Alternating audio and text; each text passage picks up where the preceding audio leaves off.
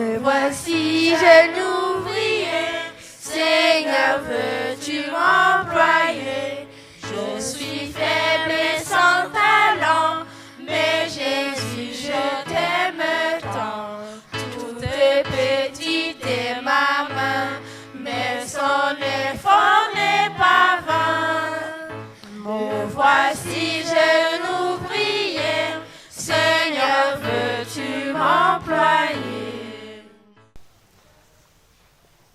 Muri iki gihe turi ku isabato ya kabiri y'umwaka w'ibihumbi 2024. Nous sommes au deuxième sabbat de l'année 2024.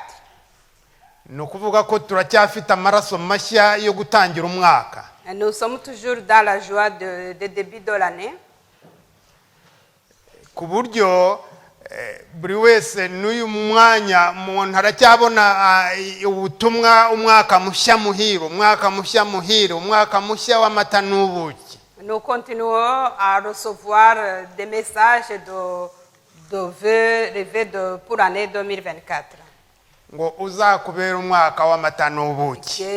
Ces vœux disent que cette année soit une année de miel et de lait et de miel. Nyamara kubiza ubuhanuzi abadivantisi cyane cyane kuko ari abanyabitabo.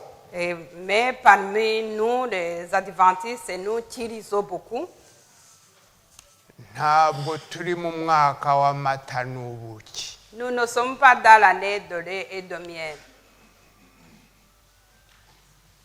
Rwose reka mbabwire ko hari yenda bamwe byabababaza ariko nta mahoro mbijeje muri uyu mwaka uretse abari muri Yesu Kristo bonyine gusa. Ça peut sembler un peu incompréhensible, mais je ne vous promets pas la paix dans cette année, sauf pour ceux qui sont en Christ. Niyo mpamvu ngewe mbifuriza kuba muri Yesu Kristo mu buhungiro. Et moi, je vous souhaite d'être en Christ, d'être dans le rocher, dans le refuge du Christ. Naho ibindi byose ni ukuvomera mu rutete. Et toute autre chose qu'on vous souhaite, c'est bon, mais c'est inutile. Abanyeshuri abakunze kujya mu masomo bagakora ibizami bakajya mu mashuri, iyo ibi bizami bimaze gutangwa bakabikora, hari igihe ikizami kigutsinda. Cyamara kugutsinda noneho bagakora ikintu bita session cyangwa se cyitwa isubiramo kugira ngo baguhande mahirwe ahari yo kuzabona diplôme. Pour ceux qui ont été à l'école ou bien ceux qui sont encore à l'école, quand il arrive le moment des examens, on fait ce qu'on peut faire, mais il arrive qu'on ne réussit pas tous les examens. Heureusement, on a cette deuxième chance de revoir ou de refaire cet examen, en fait, de pouvoir réussir. Bijya bibabaza iyo uhuye n'abandi bana baramaze gukora ibizami bararangije bakavuga batese warabitsinze byose uti oya mfite session. C'est souvent triste quand il y a la joie de ceux qui ont réussi les examens et que toi tu as encore un examen de deuxième session. Ndetse iyo abana bari mu rugo afite ibindi bizami bibiri bitatu azakora ntabwo asinzira. Et des fois cet enfant qui a une deuxième session ne parvient pas à bien dormir malgré le bruit des autres qui ont fini les examens. Lui ne parvient pas à dormir. Iyo abandi bana bari muri vacances bagiye gukina we abari mu masomo. Quand les autres sont en vacances, lui, la personne qui a une deuxième session, doit encore étudier. Iyo bagiye mu gukora twa tujobu hirya no hino bari hirya ku nyanja bashaka uko baza we abari mu masomo. La personne qui a une deuxième session n'a pas le temps d'aller faire des jobs comme les autres. abanyeshuri muri hano muremeranywa nanjye yuko uwo mwana aba atanezerewe. Et ceux qui ont déjà des examens, vous êtes d'accord avec moi que la personne qui a une deuxième session n'est jamais cette paix intérieure. Ahubwo aba yumva umutima udiye akavuga ati mbese iki kizami kuko ni igiheruka. Et alors, toujours pressé en disant, est-ce que cet examen vraiment c'est la dernière fois que je le fais? Ndibuka njya gukorera perimi ya hano igihe nazaga hano mfite perimi yo muri Uganda, ariko hano impageze barayanga kuko mu Bugande bakorera batwarira gauche, hano bagatwarira droite. Je me rappelle quand je devais repasser mon permis de conduire. Nasubiyemo ndatsindwa inshuro ebyiri. Je l'ai fait 2 fois et je n'ai pas réussi. Kuko nari mfite perimi y'amasaha 20 ngomba kwitwara, ariko ngomba gutwara abo mu rugo buri gihe cyose ndi mu makosa. Et pourtant j'avais besoin de ce permis parce que j'avais fait 20 heures exigées et ce permis j'en avais besoin pour pouvoir conduire les membres de ma famille. Ndibuka ko nagiye ahantu hitwa Tubize kujya gukorayo perimi bwa gatatu. J'ai été jusqu'à Tubize pour refaire mon examen pour la 3e fois. Ya perimi yanjye yo kwitwara yari ishigaje iminsi 12 gusa ngo irangire. Et le permis que j'avais qui m'autorisait de conduire, il restait seulement 12 jours pour qu'il soit expiré. Ngenda abana bo mu rugo mudamu bavuga bati noneho perimi barayizana. Et toute la famille espérait que je devais avoir définitivement ce permis. Maze ngezeyo nagiye igitima kidiha. Et j'avais un cœur lourd qui battait fort avec peur. Ngezeyo ndatsindwa. Et quand je suis arrivé pour cet examen, la dernière chance, je n'ai pas réussi pour avoir ce permis. Mu rugo barantelefona bati perimi wayibonye? Et alors, c'est ainsi qu'à la maison, on commence à m'appeler pour me demander si j'ai eu ce permis. Ndababwira nti ntabwo twakoze tuzakora ikindi gihe. Alors il a répondu qu'il n'a pas pu faire l'examen, qu'il refera une autre fois.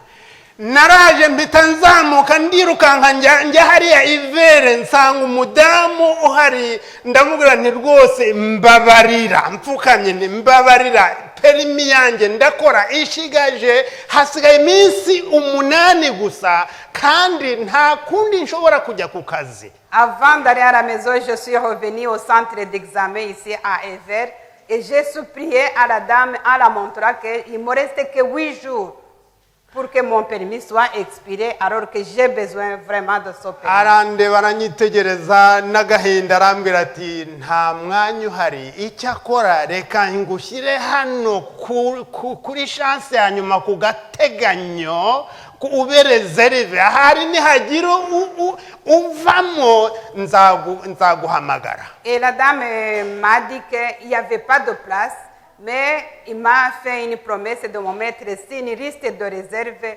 Si jamais il y a quelqu'un qui désiste, j'aurai cette chance.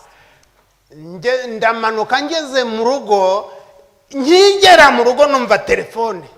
Et alors, en rentrant chez moi, avant d'entrer dans la maison, le téléphone a sonné. Barambwira bati lendi 2:30 uzaba uri hano. Et alors, je venais de recevoir un rendez-vous pour mon examen le lundi à 8h30. Ndatangira ndatitira. Et alors, j'ai commencé à trembler. Mu rugo noneho ko ntigeze nababwiye ko nzakora ikindi, ubu none wamana ndamutse nsinzwe noneho bizagenda bite? Il a commencé à repenser à ce qu'il a dit aux membres de sa famille et demander à lui-même si je ne réussis pas, qu'est-ce qui va se passer. Iyi ni chance yanjye ya nyuma. Et c'était ma dernière chance.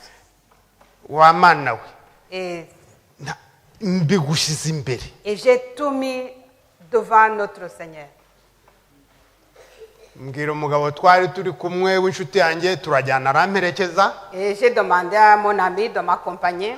Ndagenda ubundi ukoresha ikizami yicara inyuma. D'habitude, l'inspecteur qui fait l'examen, qui organise l'examen se met derrière le umuherekeza conducteur wawe mukicarana. et tu t'assois avec ton guide. Noneho ubwo twari twicaye umuherekeza wanjye uwo muhungu arambwira ati rwose humura gitsinda. Wa mudamu wari inyuma aramubwira ati vayo. Et alors, la personne qui m'accompagnait m'a dit, n'ayez pas peur, tu vas réussir. Yicara inyuma umudamu inspectrice araza anyicara iruhande. Et normalement, la dame qui était l'inspectrice devait s'asseoir derrière, mais elle est venue à côté de moi. Ndavuga nti mana imodoka ni wowe urayitwara ntabwo ari jyewe.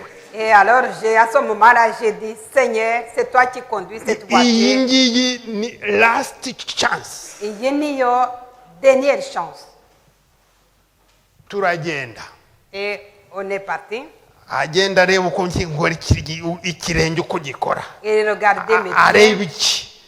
Et regardez. Turazenguruka iyo vere turazenguruka arambwira ati ngwino ati tugende. Et nous avons fait le tour dans tout et vers et on est revenu au centre. Hashize ndagenda ndicara ndategereza icyuya kirandenga. Et pendant le temps d'attente, je transpirais fort. Hashize iminota 30 numva barahamagaye. Après 30 minutes, on a appelé Ngwino urebe perimi yawe ngiye urayibona. et viens prendre ton permis. Ndagenda ntabwo nigeze ni rotona maze umudamu ndagenda mufata mu ndamubwira ni rwose urakoze. Je ne me suis pas retenue, j'ai sauté, j'ai serré la dame dans mes bras pour Abantu dire barambuye merci. abati uriya mugabo rwose perimi yarayikeneye. Et alors, les gens qui étaient là, ils ont vu que vraiment, cet homme avait besoin de son permis. Twari turi kumwe arambwira ati rwose ati perimi wari uyikeneye koko. Et la personne qui m'a accompagné, elle a dit, vraiment, tu avais besoin de ton permis. Kuko mu rugo ntibari bazi uko byangendekeye inshuro enye zose. Et surtout, j'avais peur pour les membres de ma famille qui ne savaient pas que j'ai déjà échoué 4 fois. Amahirwe ya nyuma. Et c'était la dernière chance. Ushobora kuba wibwira ngo uyu ni umwaka mushya muhire kuri wowe kandi ari amahirwe ya nyuma. Tu peux penser que c'est une nouvelle année qui sera une année heureuse alors que c'est la dernière chance. Ashobora kuba ari amahirwe ya nyuma ufite uyu munsi wa none muri uyu mwaka. Ça peut être la dernière chance qui se présente à toi pour cette année. Akaba ari amahirwe utazongera kubona. Et c'est une chance qu'on n'aura pas. Data mwiza mubyeyi w'impuhwe n'imbabazi. Dufite amahirwe ya nyuma. Uturinde kuyakoresha nabi. Amen. Uvuge uri mu ijuru kugira ngo ubu bwoko bwawe nanjye ubwanjye twumve icyo tubwira. Kuko iminsi ari mibi. Ducunguze uburyo umwete ku bwa Yesu Kristo umucunguzi wacu. Amen. Amahirwe ya nyuma. La dernière chance. Nkuko nabikubwiye uyu munsi dufite amahirwe ya nyuma. Comme je te l'ai dit, aujourd'hui nous avons la dernière chance. Dushobora kwibwira yuko ahari tudamaraye tukumva turi mu birori tukumva ibintu uko byahoze ariko bizahora. On peut penser qu'on est en paix, qu'on est joyeux et que comme on compare le temps passé et le temps d'aujourd'hui, on pense que ça va être toujours comme ça. Nyamara ntitumenye ko iyi si igeze ku ndunduro. mais on ne va pas savoir que ce monde arrive à sa fin.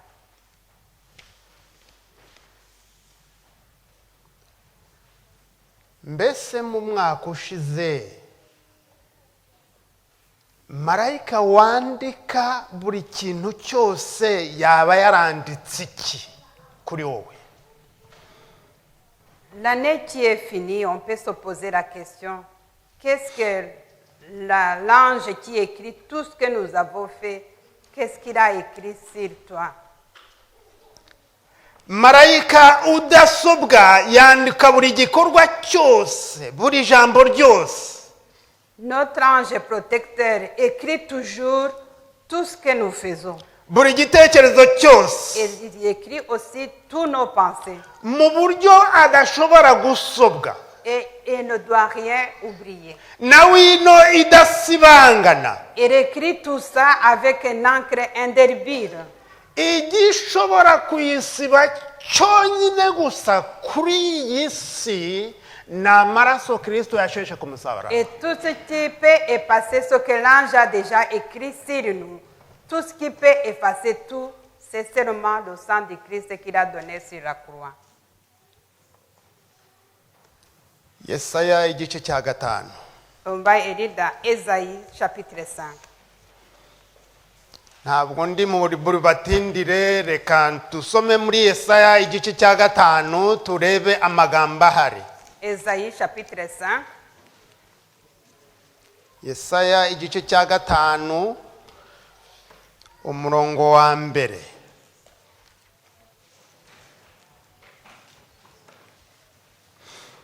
On va lire Ésaïe chapitre 5 verset 1. Reka ndirimbire umukunzi wanjye indirimbo y'uruzabibu rwe. Umukunzi wanjye yari afite urutoki rw'uruzabibu ku musozi urumbuka. Ararutabirira. Arurimburamo amabuye. Aruteramo insina y'umuzabibu y'ubwoko bwiza cyane. Arwubakamo inzu y'amatafari ndende. Acukuramo urwina. Nuko yiringira ko ruzera inzabibu, ariko rwera iki? Rwera iki? Rwera indibu. Le verset a été projeté. Ntabwo ngiye mu myaka yashize kuva wabaho. Je ne vais pas aller dans les années passées depuis ton existence. Ahubwo ndajya muri uyu mwaka turangije w'ibihumbi 2023.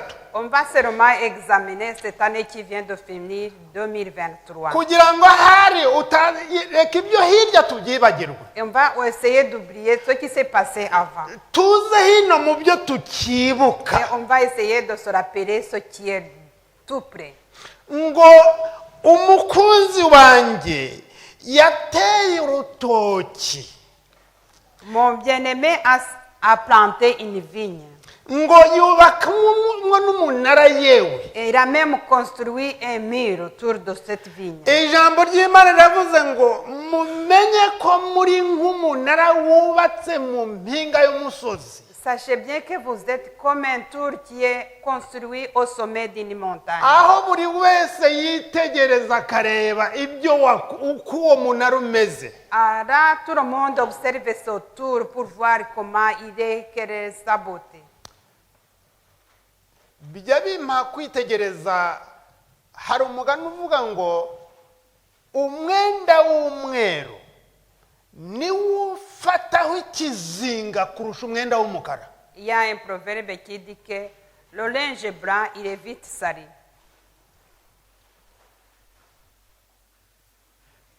Uri mu itorero uri umwenda w'umweru.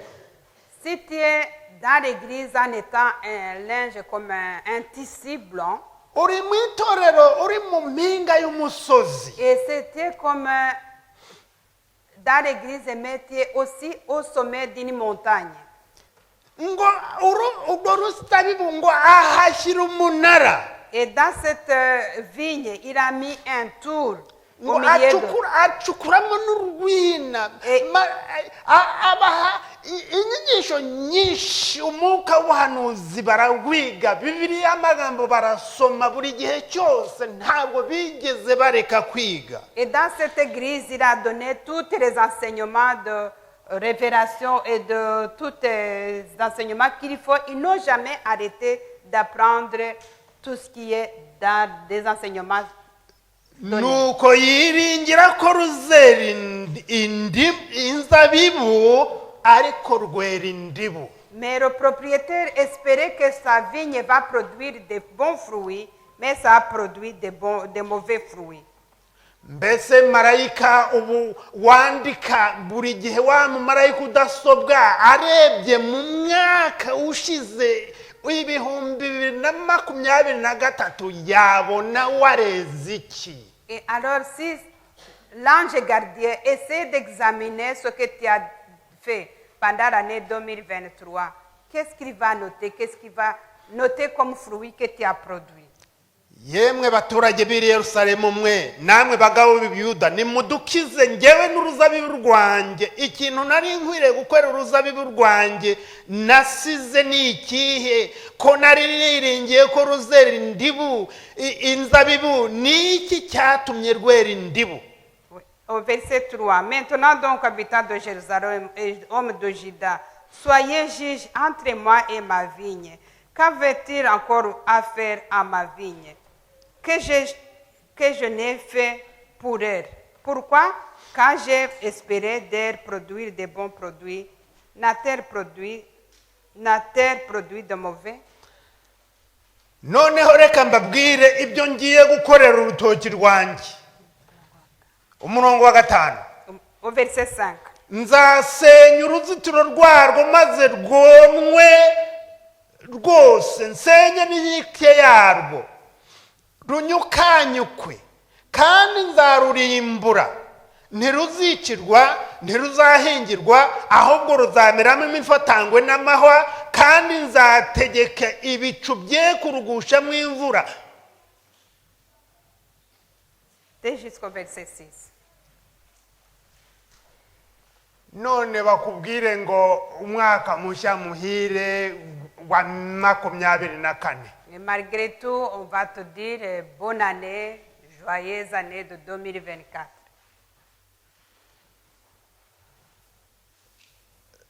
Reka tujyane umurongo wa 7. Au verset 7. Kuko urutoki rw'Uwiteka Nyiringabo ari inzu uhashyira izina ryawe nk'uko nanjye mpashyira iryanjye. La vigne de l'Éternel. Abafite Bibiliya aho ngaho, kuko urutoki rw'Uwiteka Nyiringabo ari inzu yande? C'est la maison, là où il y a la maison qui met ton nom. Nge ndavuga nti kuko urutoki rw'Uwiteka Nyiringabo ari inzu ya Simeon. Et moi je dis, comme la vigne de l'Éternel des armées, c'est la maison, c'est la ville de Siméon. Ou la maison. Yabiringirangamo imanza zitabera ariko abasangamo kurenganya. Yabiringirangamo gukiranuka ariko abasangamo umuborogo. Il avait espéré de la droiture et de la voie de sang versé, de la justice, et voilà, il a trouvé que des cris de détresse. Muri iki gitondo cy'uyu munsi nshuti bene data, À ce matin, frères, amis et frères, Uwiteka araguha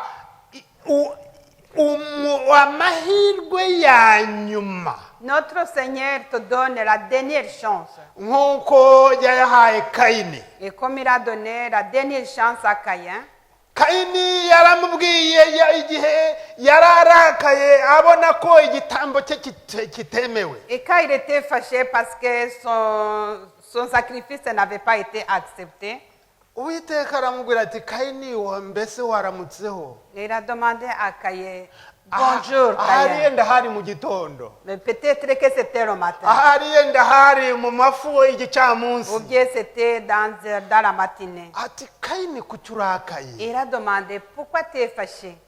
Ibyaha tugira ku muryango iwawe, Le péché se bouscule devant ta porte. nukora neza uzemerwa. Si tu fais du bien, je serai reconnaissant envers toi.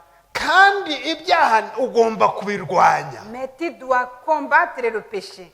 Umubyeyi uhana umwana we, Et c'est un parent qui donne conseil à son enfant. umubyeyi umugira inama. Il donnait conseil à son enfant. Kandi ntabwo ayo mahirwe yayumvise, Mais Caïn n'a pas vraiment tenu cette dernière chance. kugeza igihe aramburiye murumuna we ukuboko aramwica. Jusqu'à ce qu'il a tué son petit frère.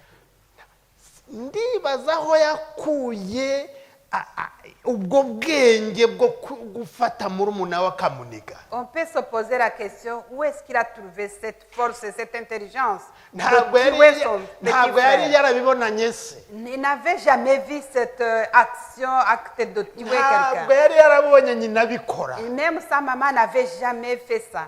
Ariko ndibaza aho yakuye ubwo bwenge bwo gufata murumuna we akamuniga kugeza igihe amukura ava mu mwuka. Où est-ce qu'il a trouvé cette force, cette intelligence d'arriver jusqu'à tuer son frère?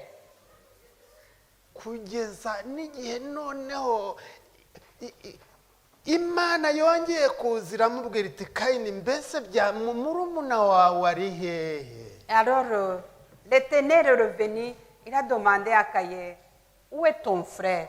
Yari amahirwe iri mu kumuha ya nyuma kugira ngo irebe ko yashyira agatima impembero akavuga ati nakoze amakosa mbabarira. Encore une chance, encore une dernière chance qu'il a donnée à Caïn pour voir s'il reconnaît au moins qu'il a fait une faute pour demander pardon. Ariko yaravuze ati no, ntabwo ndi umurinzi wa murumuna Et wawe. alors, comme il a eu un cœur dur, il a dit, non, je ne suis pas son gardien.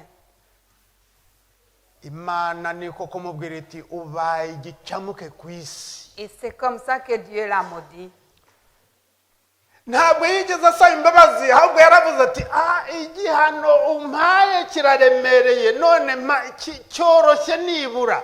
Et il n'a pas demandé pardon pour dire que le fardeau ou bien la punition que tu me donnes est assez lourde. Essaie de diminuer. Mbese yari imubwiye iti icyo wakoze ni iki? Ntuzi ko yari ifite ubuntu n'amahoro, yuzuye umunezero, yuzuye imbabazi, ntiyashoboraga kumubabarira. C'est Dieu qui est venu le demander pourquoi tu as fait ça et qu'est-ce que tu as fait. N'avait-il pas cette force aussi de lui pardonner cette faute? Ariko ntabwo yigeze asaba imbabazi. Mais il n'a jamais demandé pardon. Ahubwo yaravuze ati oroshya igihano cyanjye. Alors il a demandé comme une sentence de diminuer, d'alléger la punition que Dieu venait de lui donner. Nyamara woroheje igihano no kubabara yari kugihanagura. Mais la personne qui devait alléger cette punition devait aussi effacer cette punition s'il avait demandé pardon. Yibagiwe ko igitambo cya Kristo yahinyuraga aricyo cyashoboraga gusibanganya igihano icyaha yari yakoze. Il avait oublié que Christ devait verser le sang pour le péché que Caïn venait de faire.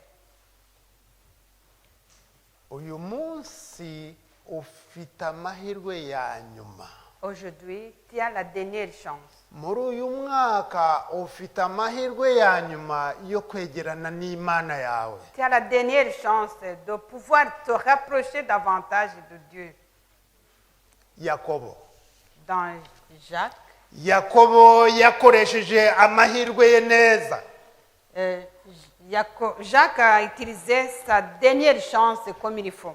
Ubwo yaravuye mu gihugu aho yari yarahungiye. Jacob, il était de retour de son exil, iyo dusomye mu itangiriro tuhasanga mu itangiriro 32 tuhasanga igitekerezo cya Yakobo uko yaje amaze afata ingamiya, afata inka, afata abana, maze abashyira imbere asigara wenyine ari gusaba ati Mana ni wowe wambwiye ngo nintahuke, kandi ubwo ngiye gutahuka nzi ishyano nakoze.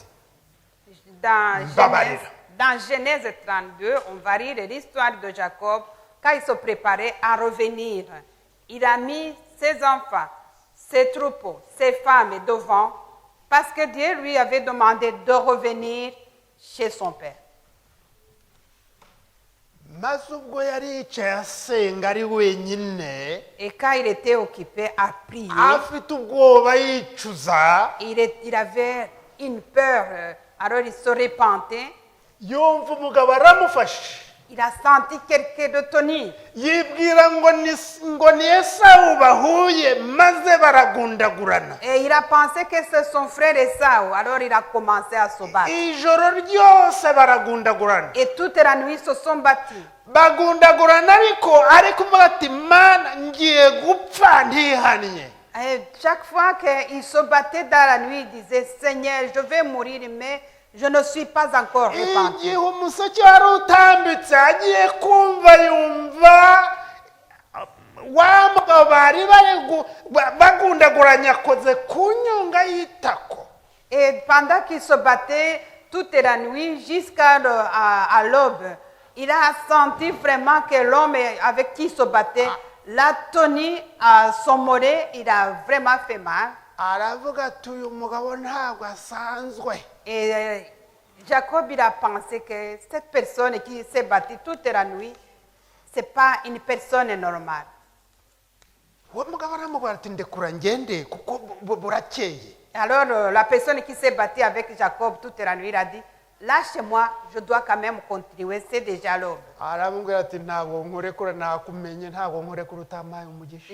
Et Jacob, il a dit, ah, toute la nuit, je me suis battu avec toi, je t'ai reconnu. sinkurekura utampaye umugisha. Je ne vais pas te laisser partir sans que tu me donnes la bénédiction. inshuti nkunda, mbese muri uyu mwaka, mbese niba aya mahirwe yanyu mubonye Imana ikabikugejeje muri uyu mwaka wa 24 kuri iyi sabato ya Cher ami, kabiri, cher frère que j'aime, si tu as cette chance d'arriver dans cette année 2024, ntushobora kubwira Imana uti sinkurekura utampaye umugisha. est-ce que tu ne peux pas dire à Dieu que je ne vais pas te lâcher sans que tu me bénisses? sinkurekura utampinduriye amateka, Je ne vais pas te lâcher sans que tu changes mon histoire, mon passé.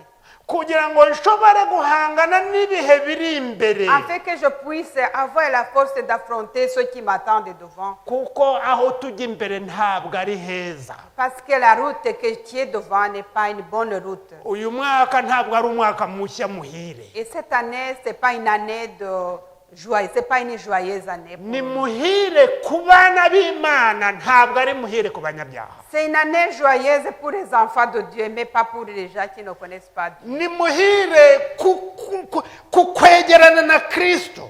C'est une année joyeuse quand tu vas te rapprocher de Christ. ni amahirwe kwihererana na Kristo, ukamubwira ibyawe byose akaguhindurira amateka. C'est une chance de t'approcher plus davantage à Christ pour qu'il puisse changer notre histoire du passé. ni muhire niba ibyo wari ufite bibi by'umwaka ushize Yesu agomba kubihindura. Et c'est vraiment, ça sera une année heureuse si tout ce que tu as fait de l'année passée, tu les as mis en remède de Jésus-Christ pour qu'il puisse les changer. uzakubera muhire niba dutoya, Ça sera une année heureuse si ce que tu as appelé des petits péchés, tundi tw'amashyengo, toi, les petits péchés qu'on appelle des péchés de loisirs, kunegurana, des péchés de parler un peu de dire du mal des autres. twa tundi twa munyangire Et ces petits péchés qui te demandent à la personne, non, j'aime pas cette personne, il ne faut pas aussi l'aimer. twa tundi twishyari Et ces petits péchés de jalousie, gusambana icyo ntabwo kikiri icyaha cy'abadivantisite. non, non, je ne peux pas dire que l'adultère, ce n'est plus un péché pour les adventistes. inzoga ntabwo kiri icyaha Et cy'abadivantisite. même boire de l'alcool, ce n'est plus un péché parce qu'on ne le fait pas. kwiba ntabwo kikiri icyaha cy'abadivantisite. Même voler, ce n'est plus pour nous un péché parce qu'on ne le fait pas. amategeko uko ari 10 oya turayakurikiza. On essaie de respecter les 10 lois qui ont été données. Il n'y a pas de problème à ça. ariko se aya mafaranga yo ko ari 100 Et, kandi nkaba nkeneye 200 uriya mudamu mugenzi wanjye akaba agiye kuburara nanjye kaba ntacyo mfite ndabigenzane oya mana uze mu buryo bwawe uze umuhe ifunguro rimutunga nawe. et que tu vas voir ce que tu possèdes, par exemple 100 francs, et tu as besoin de 200 francs, alors qu'il y a une personne qui attend ton aide. Au lieu de l'aider, tu vas dire, Seigneur, fais ton œuvre à travers cette personne. C'est à toi de travailler pour l'aider. inshuti nkunda uyu mwaka ni chance yacu ya nyuma. Chers frères amis, cette année, c'est une année de dernière chance. yakobo yamaze kubwira marayika ati sinkure ku rutampaye umugisha. marayika aramubwira ati witwa nde? aramubwira ati nitwa yakobo ndi igisambo.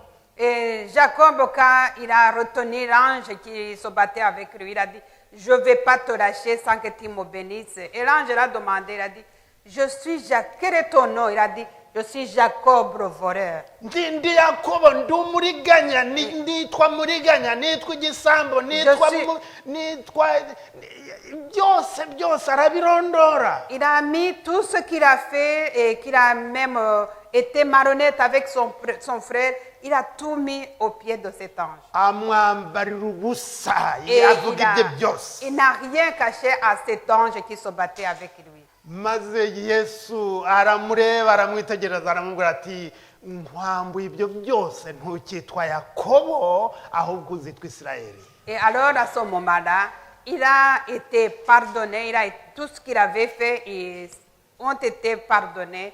Il a même changé son nom. Au lieu d'être Jacob, il a changé en Israël.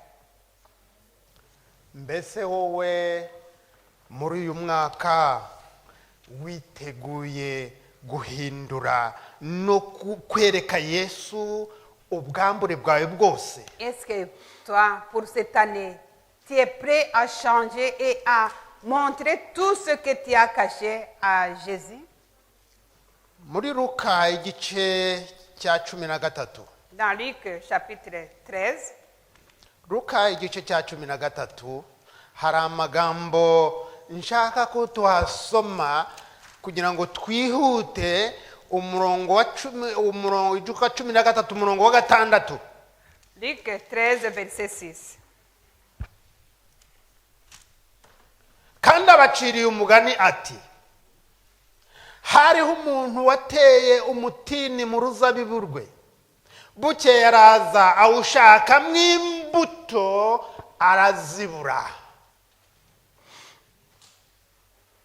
abwira umuhinzi ati dore gushaka imbuto kuri uyu mutini sinzibonye.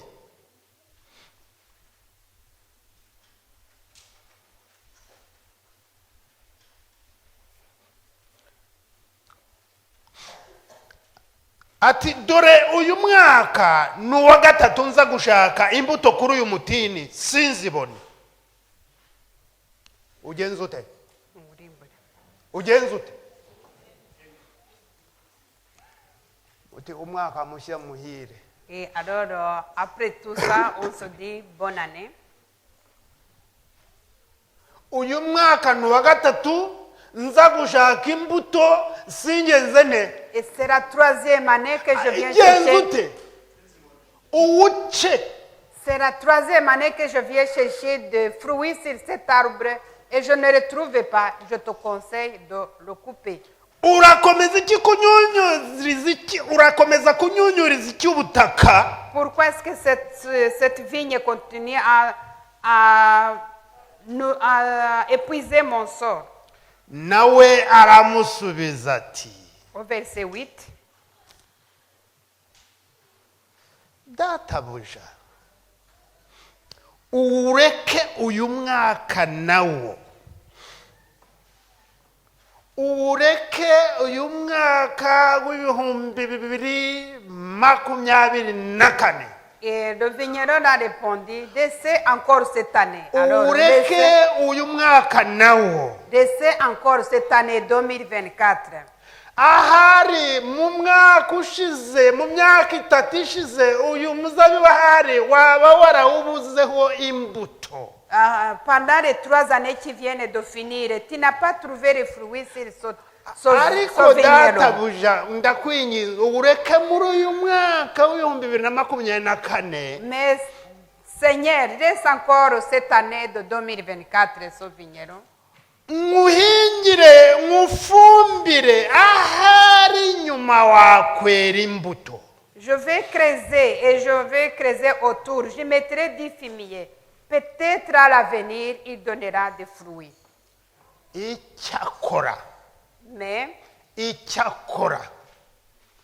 nutera Et s'il ne donne pas de fruits, uzagenza ute?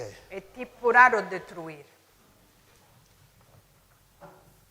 uzawuce. matayo Dans igice cya 21. Matthieu 21, matayo igice cya 21 turasoma Matthieu chapitre 21,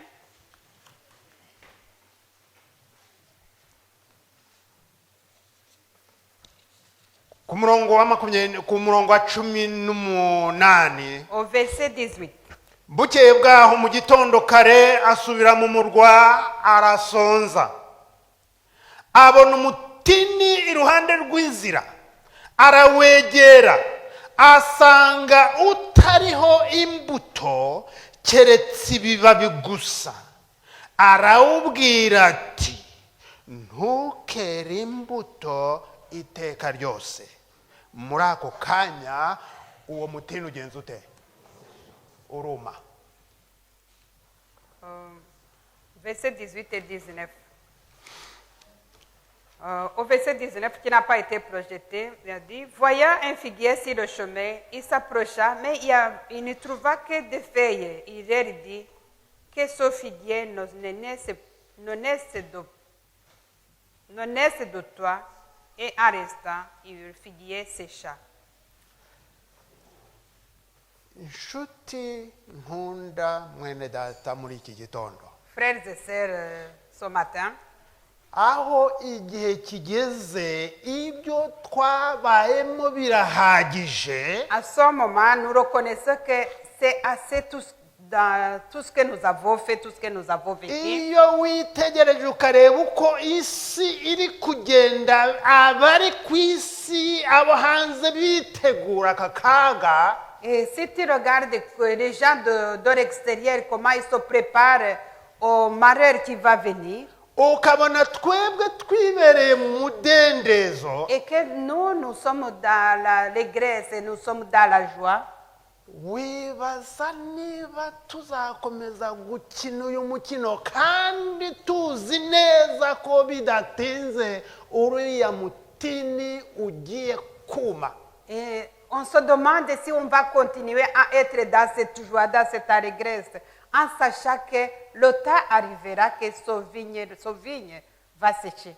iki ni igihe cyo kwitegura, C'est le moment de se préparer. iki ni igihe cyo guhagarara mu kuri, Et on essaie de rester dans la justice, dans la iki ni vraie igihe cyo vie. kongera ukinira ukibaza niba Kristo uvuga akurimo akaguturamo akagukoresha. Et alors c'est le moment de s'examiner de soi-même pour voir si Ce Christ que nous parlons, que nous témoignons, vit vraiment en nous. iki ni igihe cyo kuba muri Kristo koko Et by'ukuri, c'est le moment alors de chercher et de vivre avec le Christ kuko dans la niwe vérité. buhungiro bwacu. Et c'est notre rocher.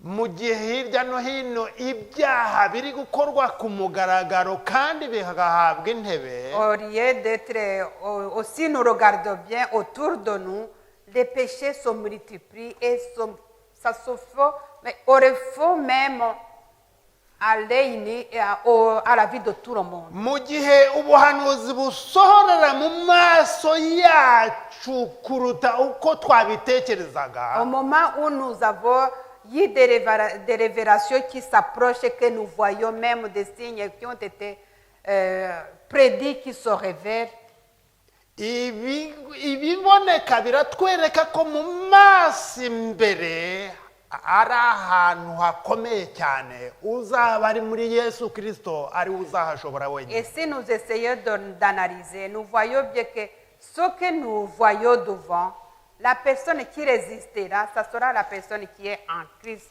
qui vit une vie complète avec le Christ. Urwandiko rwa kabiri rw'Abakorinto igice cya 5 umurongo wa 10. 2 Corinthiens chapitre 5, verset 10. 2 Corinthiens chapitre 5. Kuko twese dukwiriye kuzagaragarizwa imbere y'intebe y'imanza ya Kristo, kugira ngo umuntu wese ahabwe ibikwiriye ibyo yakoze akiri mu mubiri, ari byiza cyangwa ibibi. Car il nous faut tous connaître devant le tribunal de Christ, afin que chacun reçoive selon le bien et le mal qu'il aurait fait en temps dans son corps, état dans son corps. Ndakwifuriza amahirwe ya nyuma kuyakoresha uko bikwiye. Je te souhaite d'utiliser la dernière chance comme il faut. Ndakwifuriza kuba nka Yakobo ntumere nka Kayini. Je te souhaite d'être comme Jacob et ne rien d'être comme Caïn. Kuko dufite Yesu Kristo ari we nshungu yacu, Nous avons Jésus-Christ qui a été kandi notre, ari we uturwanirira. celui qui a été donné pour nous et celui qui combat pour nous.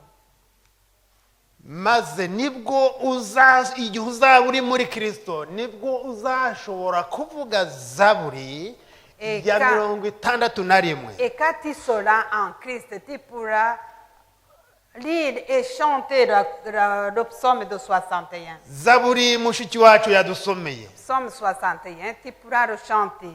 Nibwo uzavuga uti Mana umva gutaka kwanjye, cyariza ugutwi gusenga kwanjye, mpagaze ku mpera y'isi nzajya ngutabaza. Uko umutima wanjye uzagwa isari, unshyire ku gitare kirekire nta kwishyiraho.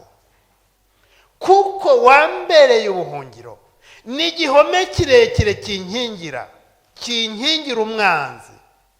Nzaguma mu ihema ryawe iteka ryose, nzahungira mu bwihisho bwo mu mababa yawe, kuko wowe Mana wumvise umuhigo wanjye, umpaye umwandu uhabwa abubaha izina ryawe.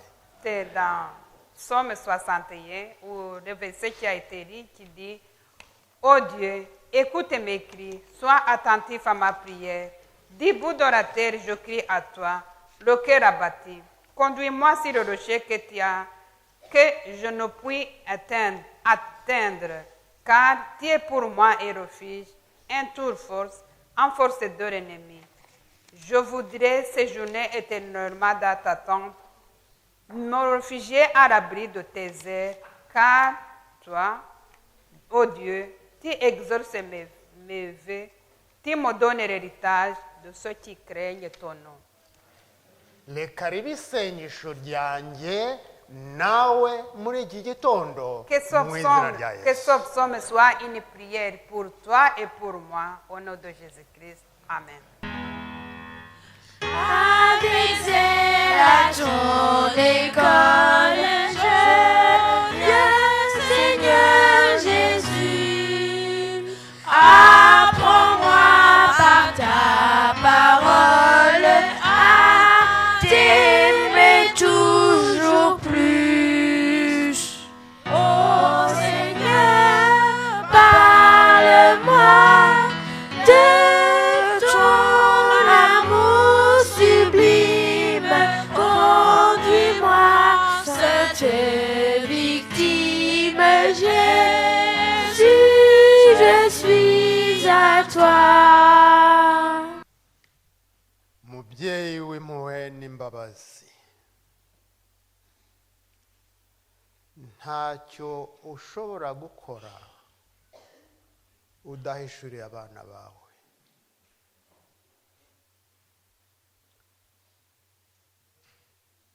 Uyu mwaka ushize ndetse n'imibereho yacu yose, mu buryo butandukanye twagiye dutana. Utubabarire. Nka Yakobo, ntabwo dushobora kukurekura utaduhaye umugisha. Urakoze kuko utwejeje mwami. Urakoze kuko ibyahise byose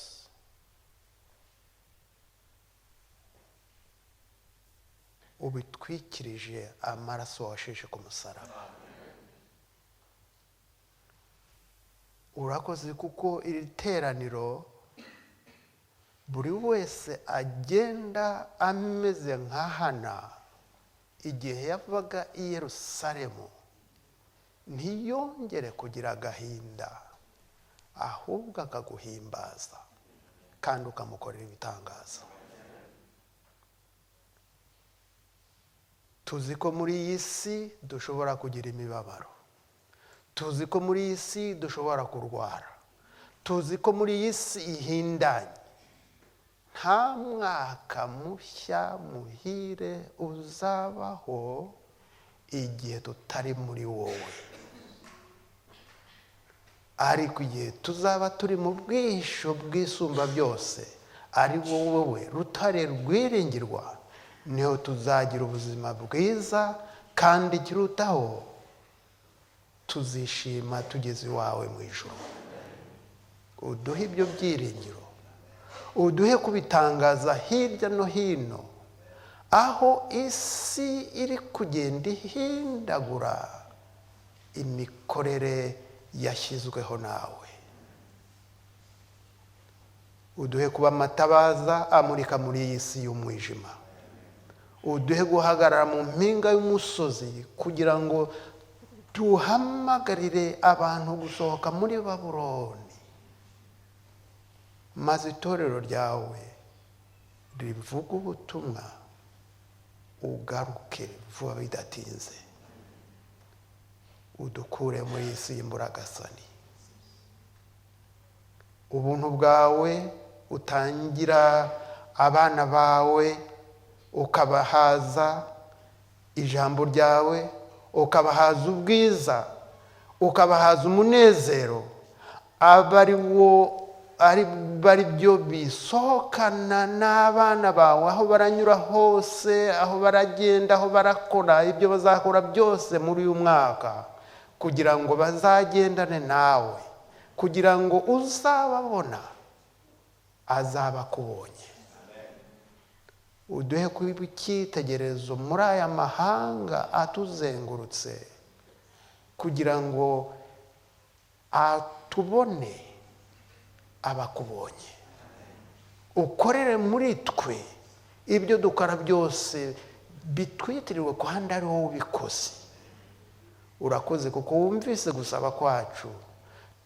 Tuzi ko icyo dusaba tubicishije mu izina ryawe uzakiduha, bibe uko ushaka, mu izina ryawe ryiza twahawe munsi y'ijuru dukirizwamo rya Yesu Kristo umucunguzi wacu. Amen.